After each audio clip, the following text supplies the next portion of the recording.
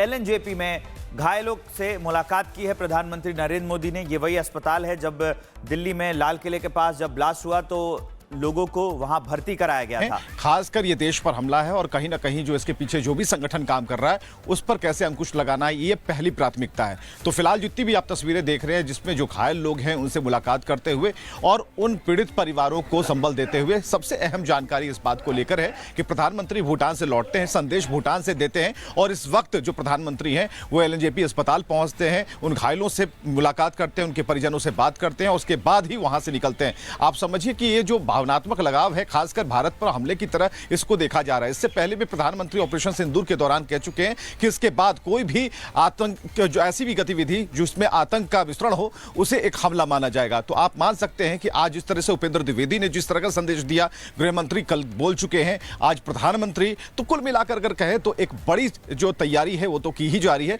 लेकिन उसके पहले जो तस्वीरें आ रही है जिसमें भावनाएं साफ तौर पर नजर आती है, क्योंकि सीधे तौर पर भारत पर, हर भारतीय पर हमला है, हमारे ऊपर हमला है, हमारे जितने भी लोग हैं उन सब पर हमला है। तो ऐसे में ऐसी सोच के साथ प्रधानमंत्री गए मिलने। और जहां तक प्रधान सेवक का सवाल है कि प्रधान सेवक उनसे मिलने गए, तो सबसे बड़ी बात है कि प्रधानमंत्री हर एक इंसान, हर एक नागरिक जो भारतीय है उसे वो प्रधान ही मानते हैं। तो ऐसी सोच के साथ जिस प्रधानमंत्री को देखा जाता है, उन नरेंद्र मोदी का मिलना अपने आप में एक बड़ा संदेश भी है कि हम अपने उन घायलों से मिल जरूर रहे हैं, लेकिन जिसने भी भारत के ऊपर हमला करने की कोशिश की, ऐसे धमाके करने की कोशिश की और दिल्ली को दहलाने की कोशिश की, या फिर देश के किसी भी कोने में अगर ऐसी कोई आतंकी गतिविधि होती है उसे किसी भी हाल में बख्शा नहीं जाएगा। और इस पूरी घटना के पीछे हर पल एक नजर है, हर एक पल की रिपोर्ट ली जा रही है। चप्पे दर चप्पे जो हमारी जो जांच एजेंसियां हैं वो रिपोर्ट साझा कर रही हैं और ऐसे में प्रधानमंत्री एक बैठक करने वाले हैं, उस पर भी अहम नजर रहेगी। क्योंकि कल कैबिनेट की बैठक की बात थी, आज कैबिनेट की बैठक होनी है और उसके बाद एक और मीटिंग होगी जिसमें प्रधानमंत्री खुद बैठेंगे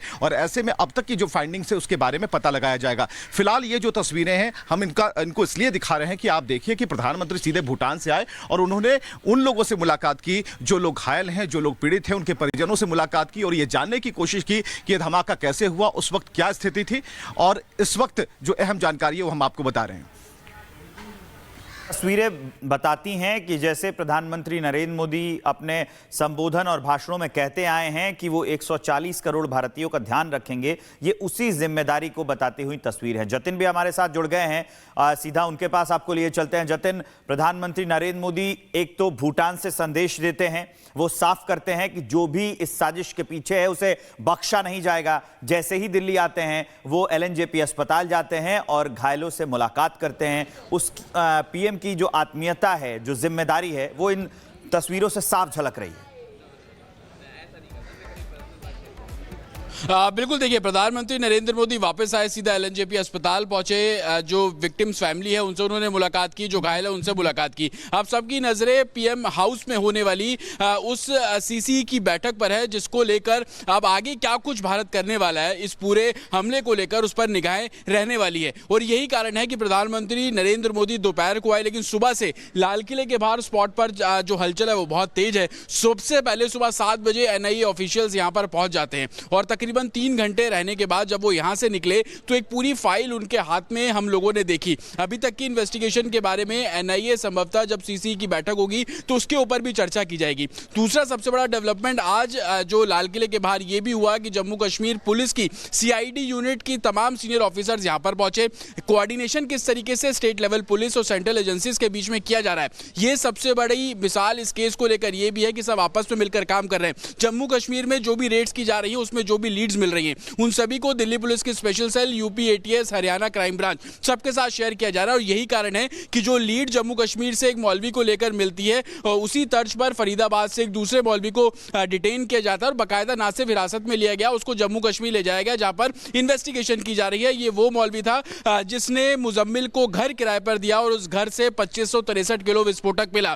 तो कोऑर्डिनेशन की मिसाल है। लेकिन सबसे बड़ी बात कि ऐसा हादसा हुआ, इस हादसे में 12 लोगों ने अपनी जान जान गंवाई, 30 से ज्यादा लोग घायल हुए, कुछ डिस्चार्ज भी होगा एलएनजेपी अस्पताल में। अभी 4 जो घायल हैं वो एडमिट है, उनका ट्रीटमेंट चल रहा है। प्रधानमंत्री मोदी उनसे मिले तो उनसे जाहिर सी बात है कैसे ये हादसा हुआ वो समझने की कोशिश बिल्कुल की होगी। ये भरोसा बिल्कुल जताया होगा कि आप भरोसा रखिए, जो दोषी होंगे उस पर कार्रवाई की जाएगी। और ये पहले दिन से यानी कि 10 तारीख से था। 10 तारीख को जब प्रधानमंत्री को इस बारे में जानकारी मिली, गृह मंत्री अमित शाह देर रात ही मौके पर पहुंचे थे और उसके बाद 2 अलग अलग बैठक बुलाई गई थी। इस बैठक में अभी तक की इन्वेस्टिगेशन के बारे में चर्चा की गई और दूसरी बैठक के बाद एनआईए को इस पूरे मामले की जो जांच है वो सौंप दी गई थी। तो एक्टिव मोड पर 10 तारीख से, लेकिन आज जब सीसीई की बैठक होगी उस बैठक में क्या कुछ फैसला लिया जाएगा। और दिन में जो खबरें पाकिस्तान से भी निकलकर सामने आ रही थी कि कैसे मसूद अजहर की सिक्योरिटी को बढ़ा दिया गया, आईएसआई बाकायदा एक एक्स्ट्रा कवर अब मसूद अजहर को दे रहा है। तो हलचल शाम को होने वाली प्रधानमंत्री आवास में सीसीई की बैठक की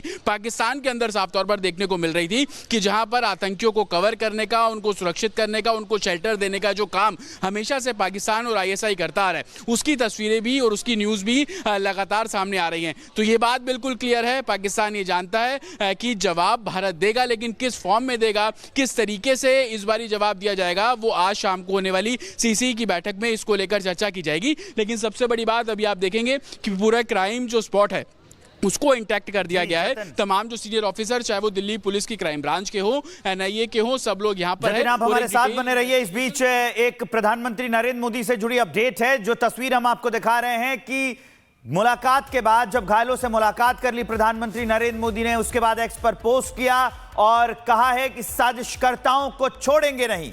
तो ये बड़ी अपडेट है। जो बात हम कह रहे थे, जिस बात की चर्चा चल रही थी, जिसका अंदेशा है, जिससे पाकिस्तान डरा हुआ है, जिससे आतंकी आका डरे हुए हैं, जिससे हैंडलर्स डरे हुए हैं, वही बात प्रधानमंत्री नरेंद्र मोदी ने दोहरा दी है, जिसको हम लगातार कहते आए हैं। भारत ये संदेश देता आया है कि अगर कोई भी आतंकी गतिविधि भारत में होती है तो उसे एक्ट ऑफ वॉर माना जाएगा। उसी को दोहराते हुए प्रधानमंत्री नरेंद्र मोदी ये साफ कह रहे हैं कि जिसने भी ये साजिश की है, जिसने भी ये कॉन्स्पिरेसी रची है, उसको छोड़ा नहीं जाएगा। पहले मुलाकात की तस्वीर आती है, पीएम मिलने जाते हैं और उसके बाद एक्स पर पोस्ट करके ये चेतावनी देते हैं दुश्मन देशों को, उन आतंकियों को, आतंकी आकाओं को, उनको साफ कहते हैं कि इन्हें बख्शा नहीं जाएगा। जतिन, ठीक वही बात जो हम चर्चा कर रहे थे, आप बता रहे थे कि बैठक के बाद बहुत कुछ क्लियर हो जाएगा, लेकिन क्या क्लियर होगा, कैसे जो फैसले हैं वो लिए जाने हैं, इस एक्स के पोस्ट से बहुत कुछ साफ हो जाता है। दूसरा लिंक से